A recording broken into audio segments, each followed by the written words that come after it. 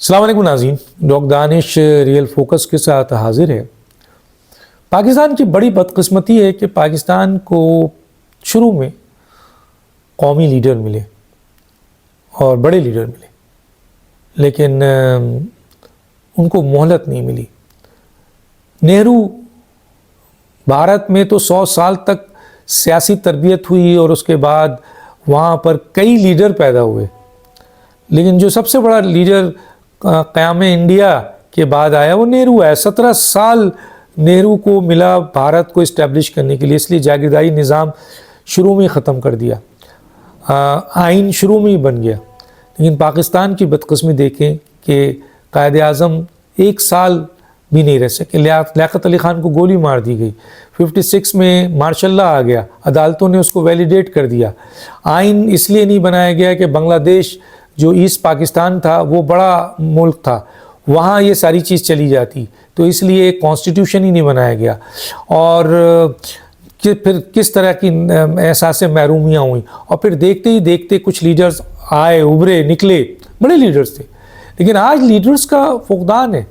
आज पाकिस्तान का निज़ाम जो सिस्टम है सियासी, वो लीडर नहीं पैदा करता है, क्योंकि लीडर तो आते हैं नीचे से आते हैं ना, ट्रेड यूनियन से आते हैं, लेबर यूनियन से आते हैं, स्टूडेंट यूनियन से आते हैं, या लोकल बॉडीज़ से आते हैं। सियासी जमातें इन तीनों यूनियंस को तो अपने मकासद के लिए तो इस्तेमाल करती हैं, लीडर्स के लिए नहीं। और लोकल बॉडीज़ पे तो इनका बहुत बड़ा वज़न होता है कि ये उठे ही नहीं, क्योंकि ये नहीं चाहते कि नीचे से दूसरे लीडर आएँ और इनको रिप्लेस करें। 40 साल से पाकिस्तान में जिन लोगों को हम वज़ीर बनते हुए देख रहे हैं, प्राइम मिनिस्टर बनते हुए देख रहे हैं, आज भी हम देख रहे हैं। बताइए कोई मुल्क है दुनिया में जिसमें 40 साल से वही मिनिस्टर्स हों, वही प्राइम मिनिस्टर्स हों, वही MNA हों, वही MP हों। पूरी दुनिया में आप चलें, बांग्लादेश में देख लें, आप इंडिया में देख लें, ऐसी ऐसी जमात आ गई है और निकल आई है, और ऐसा उनका आपके बंदा है जो नीचे से आया। यहाँ तो प्राइवेट पार्टी है, ये तो प्राइवेट कंपनी बनी हुई है। एक आदमी है, उसके बच्चे हैं, वही उसको चलाएंगे। अगर वो हट गया तो दूसरा बेटा आ जाएगा, एक बेटा गया एक बेटी आ जाएगी, एक बेटी गई दूसरी पोती नवासी आ जाएंगे। इस कंपनी को तो वो चलाएंगे ना, ओनर तो वो हैं। बाकी जो उसमें मौजूद काम करने वाले हैं वो तो सारे के सारे नौकर हैं। वो कहाँ से बनेंगे? वो तो उस वक्त बनेंगे जब इनको किसी तरह रिस्ट्रिक्ट किया जाएगा, वरना तो ये लोग नौकर हैं। तो अभी सूरत हाल पाकिस्तान की जो कंडीशंस है उसमें आप बताएं ना, कहाँ लीडर पैदा होते हैं? पाकिस्तान में तो लीडर पैदा नहीं हो रहे हैं, पाकिस्तान में तो कहीं भी लीडर नज़र नहीं आ रहे हैं। अब सवाल ये पैदा होता है कि क्यों? उसकी वजह ये है कि पाकिस्तान में पॉलिटिशियंस पैदा हो रहे हैं। कोई आजकल नहीं है, हुआ था माजी में, हम बहुत से लोगों को लीडर कह सकते हैं। अगर आप 1973 की कॉन्स्टिट्यूशन जिन लोगों ने बनाया था उनमें कई लोग लीडर थे, कई अहम लीडर थे, लेकिन माजरत के साथ पाकिस्तान में अब लीडर नज़र नहीं आ रहे हैं। कोई भी है वो लीडर नहीं है, पॉलिटिशियन है। उसकी वजह है क्योंकि पॉलिटिशियन जो है हमेशा इलेक्शन को देखता है, इख्तिदार को देखता है, और लीडर जो होता है वो इलेक्शन को नहीं देखता, वो जनरेशन को देखता है। वो इलेक्शन पे तवज्जो भी नहीं देता। उसका काम ये होता है कि उस मुल्क की, नेशन की जनरेशन इस्टेब्लिश हो जाए। वो 25 साल की टारगेट करता है, वो 30 साल को करता है। और ये जो है अगला इलेक्शन करते हैं कि अगला इलेक्शन में जीते तो 5 साल तक इख्तिदार में आए। तो ये है आपके पाकिस्तान। तो पाकिस्तान में तो लीडरशिप नहीं है, पाकिस्तान में तो पॉलिटिशियन है। बल्कि किसी ने तो बहुत अच्छी बात कही कि यहाँ तो पॉलिटिशियन भी नहीं है, ये तो प्राइवेट कंपनी है और ये बिजनेसमैन है। ये इन्हीं की औलादें आएंगी, इन्हीं की औलाद वज़ीर आज़म बनेगी, वज़ीर आला बनेगी, इन्हीं की औलाद सारी चीज़ बनेगी, और कोई और आदमी उठ से नहीं। आप देख लें कि कौन सी ऐसी सियासी जमात है जो बड़ी है, जो जिसके अंदर जो है पार्टी के अंदर जमहूरियत है। जब पार्टी के अंदर जमहूरियत नहीं है तो फिर कैसे आगे बात बनेगा? अवाम दोस्त कहाँ है? ये 76 साल से हम देख रहे हैं। आप बताइए ना, पाकिस्तान 14 अगस्त, इंडिया 15 अगस्त, चाइना यही, बांग्लादेश 70, हम कहाँ खड़े हैं? कहाँ है लीडरशिप? किधर है आपके सियासतदान? जो हुक्मरान थे उन्होंने क्या दिया है पाकिस्तान को? आज पाकिस्तान तबाही के दहाने पे खड़ा है, मुआशी तौर पर भी, सियासी तौर पर भी, और आइनी तौर पर भी। افسوس کی بات تو یہ ہے کہ ان پولیٹیشنز نے نہ پارلیمنٹ کو مضبوط کیا، نہ عدلیہ کو مضبوط کیا، نہ انتظامیہ کو مضبوط کیا، اور فوج پہ حملہ کیا ہے، فوج کو استعمال کیا اپنے مقاصد کے لیے، ایک سیاستدان دوسرے سیاستدان کو گرانے کے لیے، اور جب ان سے گرا دیتے ہیں تو الزامات سارے ان پہ ڈالتے ہیں۔ حالانکہ آج بھی گیٹ نمبر 4 کے سامنے یہ کھڑے ہیں۔ عوام دوست کہاں ہیں؟ عوام دوست ہوتے تو پاکستان کے آج عوام خوشحال نہیں ہوتی۔ آج تو پاکستان کی عوام مر رہی ہے، رول رہی ہے۔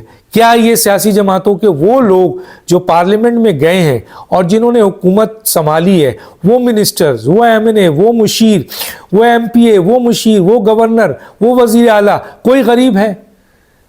آپ ان کی 10 سال کی اثاثے دیکھ لیں، 20 سال 15 سال کے اثاثے دیکھ لیں۔ ہم تو 40 سال سے یہی لیڈر دیکھ رہے ہیں، یہی پولیٹیشین دیکھ رہے ہیں۔ تو بھیا ان کے اثاثے دیکھیں اور عوام کے اثاثے دیکھیں۔ عوام کے پاس جو تھا وہ چھن گیا، اور ان کے پاس جو نہیں تھا یہ تو آسمان پہ پہنچ گئے۔ تو یہ عوام دوست ہیں یا عوام دشمن ہیں؟ تو یہ تو ہم صاف نظر آتا ہے کہ یہ پولیٹیشین عوام دشمن ہے، ان کو اقتدار سے لگاؤ ہوا ہے۔ آج کس سیاسی جماعت کے پاس عوام کے لیے روڈ میپ ہے؟ میں بار بار بولتا ہوں یہ بات، کس سیاسی جماعت کے پاس معیشت کو بہتر کرنے کے لیے روڈ میپ ہے؟ کون سی سیاسی جماعتیں عوام کو ان مشکل حالات سے نکالنے کے لیے ووٹ کا جو تقاضا کر رہی ہیں؟ کوئی کھڑے ہو کے یہ کہہ رہا ہے کہ عوام آپ ہمیں ووٹ دیں اس لیے کہ ہم آپ کو یہ روڈ میپ دیں گے اور یہ کر کے دکھائیں گے، اور عوام نے پچھلے زمانے میں ان پر اعتماد کیا، کیا نتیجہ نکلا؟ نہ عمران خان، نہ میاں نواز شریف، نہ زرداری، نہ کوئی اور، کیا دیکھے گئے بتائیں؟ عوام آج کہاں کھڑی ہے؟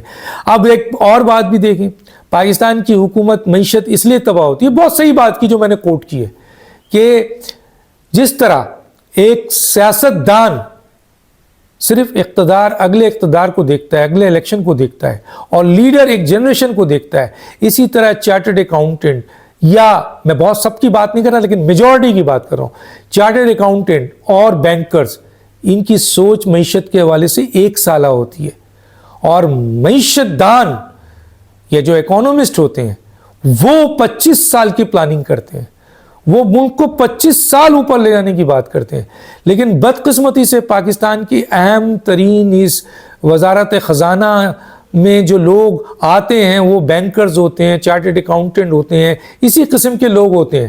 معیشت دان نہیں آتا، نہ ان کی ٹیم بنتی ہے اور نہ بنانے دی جاتی ہے، کیونکہ انہیں پتا ہے کہ معیشت دان اگر آ گئے تو پھر تو معیشت دان جو ہیں وہ تو پاکستان کو اوپر لے جائیں گے۔ ہم تو آئی ایم ایف کی ریکویسٹ کے اوپر اپنا فائنانس منسٹر بناتے ہیں، اور وہ کبھی بھی نہیں چاہتا جو بین الاقوامی طاقتیں اور آئی ایم ایف ہے کہ پاکستان میں معیشت دان بیٹھے اور پاکستان کی معیشت درست ہو۔ وہ تو چاہتا ہے کہ یہ آئی ایم ایف کے نیچے لگے رہیں۔